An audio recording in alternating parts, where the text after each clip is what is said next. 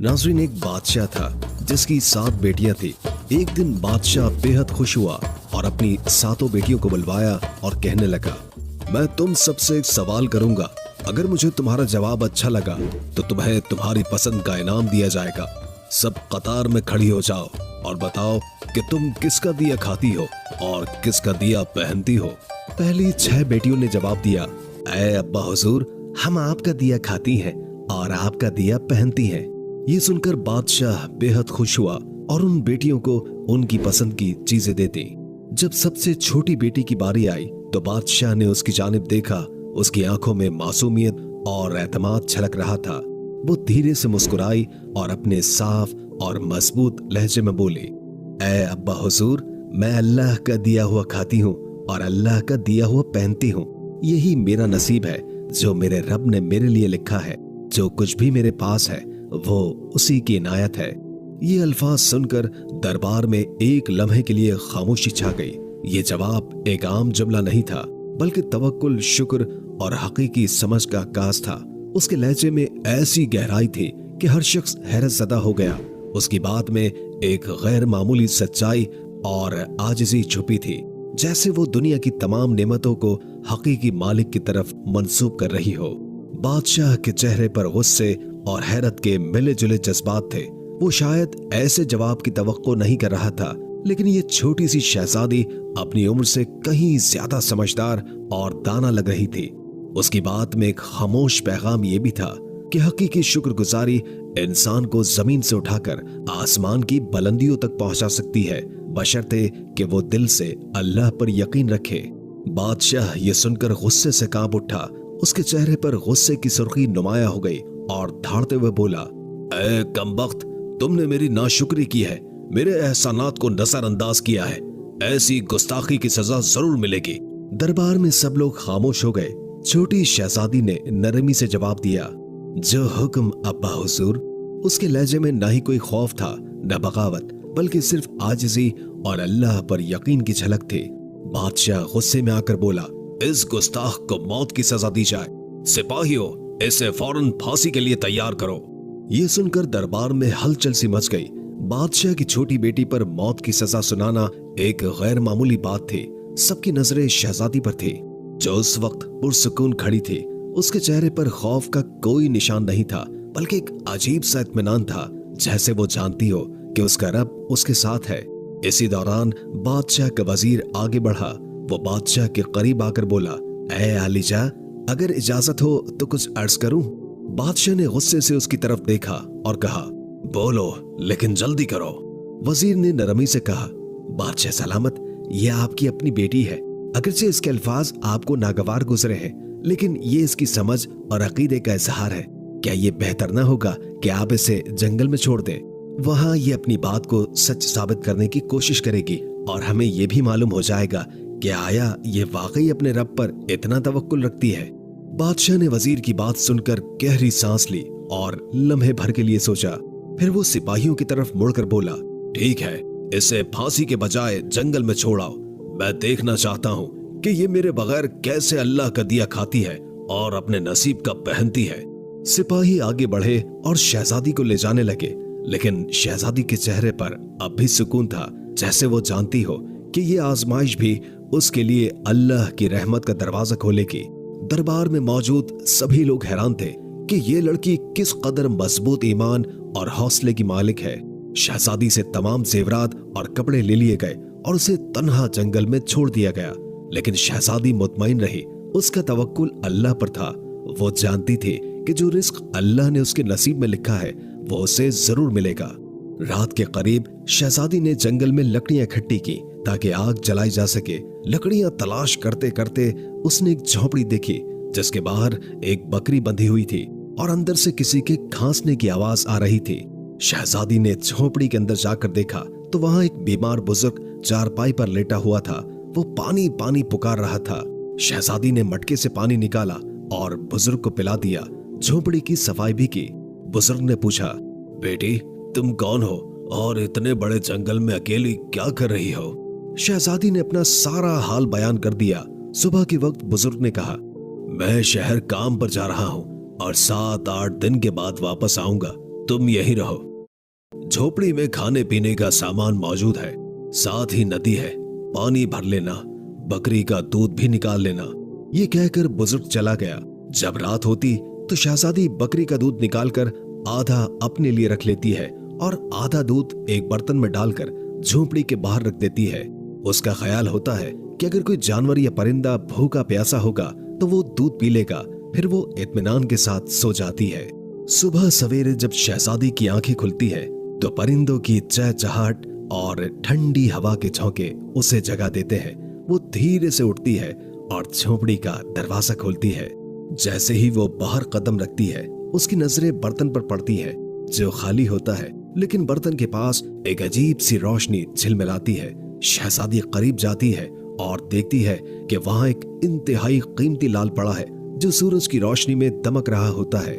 शहजादी हैरत और खुशी के मिले जुले जज्बात के साथ लाल को उठाती है। ये देखकर उसके दिल में तजस्सुस पैदा होता है कि ये लाल यहाँ आया कैसे।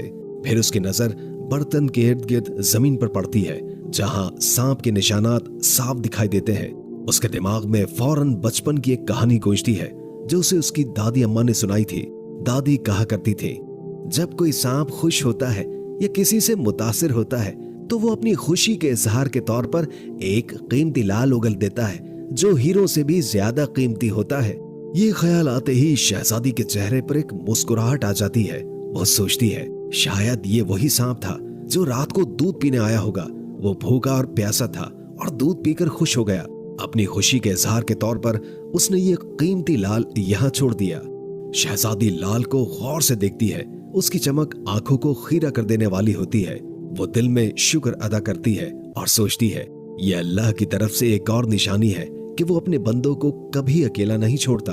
ये वाकया शहजादी के दिल में मजीद यकीन और सुकून पैदा कर देता है। वो सोचती है कि अगर नीयत साफ हो और दिल में रहम हो तो अल्लाह अपने बंदों के लिए ऐसे रास्ते निकालता है जो इंसान की सोच से बाहर होते हैं। वो लाल को महफूज जगह पर रख देती है और दिल में अहद करती है कि आज रात फिर बर्तन में दूध रखेगी, ये देखने के लिए कि क्या ये मौजज़ा दोबारा भी होता है या नहीं। ये एहसास कि उसकी मदद के लिए कुदरत खुद हरकत में आ चुकी है शहजादी के दिल में एक नई उम्मीद और हौसला पैदा कर देता है।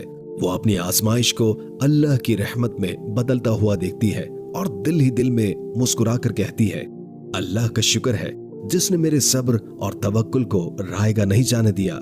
शहजादी ये सोचकर हैरान होती है और दिल में सोचती है कि शायद सांप भूखा और प्यासा था और दूध पीकर खुश हो गया। खुशी के आलम में उसने लाल उगल दिया। शाम होते ही शहजादी दोबारा दूध बर्तन में डालकर झोपड़ी के बाहर रख देती है और खुद सो जाती है। हर सुबह शहजादी देखती है कि बर्तन खाली है और एक नया लाल बर्तन के पास पड़ा हुआ है। इस तरह 7 दिन गुजरते हैं। हर दिन सांप दूध पीकर एक लाल उगल देता है। 7वें दिन वो बूढ़ा ज़ईफ बुजुर्ग काम से वापस आता है।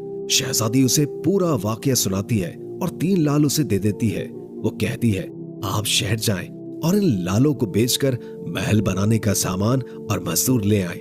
बाकी 4 लाल शहजादी एक माला की शक्ल में गले में पहन लेती है। कुछ ही महीनों में जंगल में एक शानदार महल तैयार हो जाता है। महल में हर किस्म की सहूलत, नौकर चाकर और दुनिया की तमाम नेमतें मौजूद होती हैं। शहजादी एक लकड़ी की फैक्ट्री भी बनाती है जहां गरीब मजदूर काम करके अपनी रोजी रोटी कमाते हैं। जंगल का यह इलाका आहिस्ता आहिस्ता एक शहर की शक्ल इख्तियार कर लेता है और दूर दूर तक उसकी शोहरत फैल जाती है। शहजादी के वालिद बादशाह तक भी ये बात पहुंच जाती है। बादशाह ये सोचता है कि देखो तो सही, ये कौन सी शहजादी है जिसने इतने कम वक्त में ये सब कुछ कर लिया। बादशाह अपने सिपाहियों के जरिए शहजादी को पैगाम भेजता है कि फुला मुल्क का बादशाह आपसे मिलना चाहता है। शहजादी सिपाहियों को पैगाम देती है कि दावत इस शर्त पर कबूल की जाएगी कि बादशाह अपनी तमाम बेटियों के साथ हमारे महल में तशरीफ लाए। बादशाह इस शर्त को कबूल कर लेता है और एक दिन अपनी 6 बेटियों को लेकर महल में आ जाता है। शहजादी नकाब करके अपने वालिद और बहनों से मुलाकात करती है और 7 रंग के खाने पेश करती है और हर खाने के साथ उसी रंग का लिबास और जेवरात पहन कर आती है। महल की शानो शौकत और शहजादी के अंदाज को देखकर बादशाह बेहद मुतासिर होता है और आखिरकार ये कहने पर मजबूर हो जाता है, तुम मेरी बेटियों की जगह पर हो और मैं तुम्हारे इसरार पर अपनी तमाम बेटियों को लेकर आया हूँ। फिर हमसे ये पर्दा किस बात का? शहजादी कहती है, ठीक है, मैं तैयार होकर आती हूँ। इस पर उसकी दूसरी बहनें आपस में बात करने लगती हैं कि इतने महंगे कपड़े पहने हुए हैं, इतने जेवरात पहने हुए हैं और कितना तैयार होकर आएगी। इतने में बादशाह देखता है कि एक सादा कपड़ों में एक लड़की आ रही है। बादशाह गौर करते हैं तो उन्हें पता चलता है कि ये तो उनकी अपनी ही बेटी है। वो हैरान होकर सोचते हैं, मैं तो समझ रहा था कि जंगल के जानवर इसे खा गए होंगे। जब मुझे इसकी फिक्र हुई थी तो मैंने सिपाहियों को जंगल में भेजा था, लेकिन उन्होंने कहा था कि वहां शहजादी का कोई अता पता नहीं है। फिर ये यहाँ कैसे? बादशाह अपनी बेटी से मिलकर बेहद खुश होते हैं। वो हैरत और मसरत के आलम में कहते हैं, बेटी, तुम कितनी खुशकिस्मत हो कि तुम्हें इतनी अजीम शहजादी के साथ रहने का मौका मिला। जाओ, उसे बुला कर लाओ, मैं तुम्हें उससे आजाद करवा दूंगा। अगर तुम्हारी आजादी के बदले वो मुझसे मेरी सल्तनत भी मांगे तो मैं उसे देने के लिए तैयार हूँ। ये सुनकर शहजादी ने एक लम्हे के लिए अपनी आंखें झुका ली। उसके चेहरे पर एक अजीब सी मुस्कुराहट फैल गई, गोया कोई छुपी हुई हकीकत सामने आने वाली हो। बादशाह और दीगर बहनें हैरानी से उसकी तरफ देखने लगी। शहजादी ने सर उठाया और नरमी से कहा, अब्बा हुजूर, वो शहजादी कहीं दूर से नहीं बुलानी पड़ेगी। बादशाह ने उलझन से पूछा, क्यों, क्या वो करीब ही है? शहजादी ने मुस्कुराते हुए नकाब हटाया और कहा, क्योंकि वो शहजादी मैं खुद हूँ। ये सुनकर बादशाह की आंखें हैरत से फैल गई और दरबार में एक सनसनी सी दौड़ गई। हर कोई सख्ते में आ गया। बादशाह ने कदम बढ़ाए और हैरत के साथ बोले, ये कैसे मुमकिन है? तुम तो जंगल में अकेली थी। ये महल, ये शान और शौकत, ये सब कुछ तुमने कैसे हासिल कर लिया? शहजादी ने पूरा एतमाद लहजे में कहा, याद है अब्बा हुजूर, मैंने कहा था कि मैं अल्लाह का दिया हुआ खाती हूँ और अपनी किस्मत का पहनती हूँ। ये सब अल्लाह की इनायत है। आपने मुझे आजमाइश में डाला, लेकिन मेरे रब ने मुझे कामयाबी से नवाजा। ये महल, ये दौलत, ये सब मेरे रब का इनाम है। बादशाह ने गहरी सांस ली। उसकी आंखों में शर्मिंदगी और फख्र के मिले जुले जज्बात थे। वो बोले, बेटी, तुमने आज मुझे एक सबक सिखाया है जो मैं कभी नहीं भूलूंगा। शहजादी ने मुस्कुराते हुए कहा, आजमाइश हमें तोड़ने नहीं बल्कि मजबूत करने आती है अब्बा जान, और जब तवक्कुल अल्लाह पर हो तो दुनिया की कोई ताकत हमें शिकस्त नहीं दे सकती। ये लम्हा बादशाह और सबके लिए एक गैर मामूली मोड़ बन गया, जहां एक बेटी ने अपने सब्र, तवक्कुल और हौसले से साबित कर दिया कि अल्लाह के फैसले हमेशा बेहतरीन होते हैं। शहजादी मुस्कुराते हुए बोली, बाबा, बात भूल गए क्या? बादशाह ने कहा, वो क्या?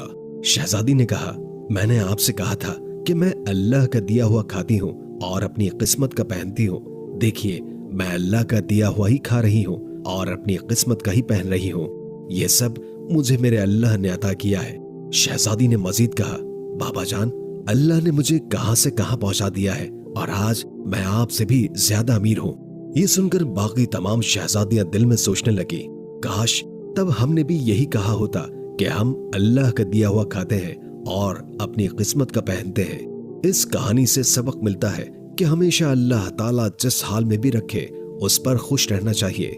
जो इंसान अल्लाह पर तवक्कुल रखता है, अल्लाह उसे कभी तन्हा नहीं छोड़ता। नाज़रीन, आप हमें कमेंट बॉक्स में जरूर बताएं कि ये कहानी आपने अपने बचपन में अपने दादा दादी, नाना नानी या किसी बुजुर्ग से सुनी है या आज पहली बार सुन रहे हैं। अगर आपने ये वीडियो मुकम्मल देखी है तो कमेंट बॉक्स में मुकम्मल का लफ्ज जरूर लिखें ताकि हमें पता चले कि कितने लोगों ने हमारी वीडियो को आखिर तक देखा है। दोस्तों, शहजादी के लिए एक लाइक तो बनता है। इस वीडियो को लाइक जरूर कीजिए और अगर आपको ये वीडियो पसंद आई हो तो इसे दूसरों के साथ शेयर करें और मजीद दिलचस्प वीडियो देखने के लिए हमारे चैनल को सब्सक्राइब करें।